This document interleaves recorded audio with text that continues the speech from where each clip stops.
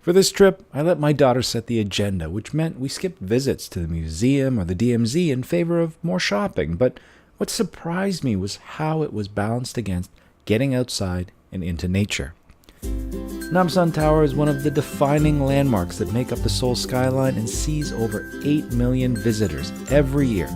You can take a cable car to the top, but in the early hours of a quiet weekday morning, we decided to hike up to the top. That act in itself is distinctly Korean. Hiking is the national pastime. 1 in 3 Koreans will have gone out on a hike more than once in the last month. On weekends, across the country, you will find families trudging up well-worn paths at the side of any number of Korean mountains. Ajumas in their sun visors and hush puppies trudging uphill, a Tupperware container of gimbap in hand.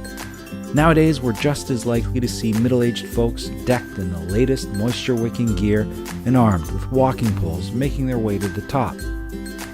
Namsan in early summer made for a lush and beautiful hike. When we got to the top, we had to check out the Locks of Love.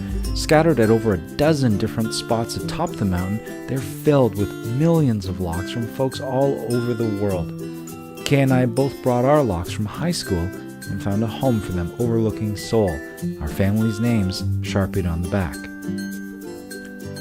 We didn't spend too much time in Gangnam, but did hit the Coex Mall while we were there. The highlight was the Starfield Public Library with its 13-meter tall bookshelf able to hold over 50,000 books and magazines. The library boasts Korea's largest collection of magazines with well over 600 different titles. Located in the center of the mall, which is genius quite frankly, it offered up a quiet respite from the rush of commerce. At the other end of the shopping spectrum, we made an early morning pilgrimage to the Noryangjin Fish Market. It's one of the largest in Korea and deals with about 300 tons of marine product every day.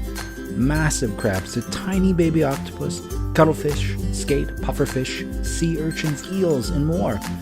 I wanted to order up some octopus a la Old Boy or some seconds-old sushi, but didn't trust my Korean to make the appropriate demands, and so Kay and I simply wandered the stalls in both the new and old facilities, marveling at all the product there. A week goes by pretty fast, and these videos can hardly do the city justice.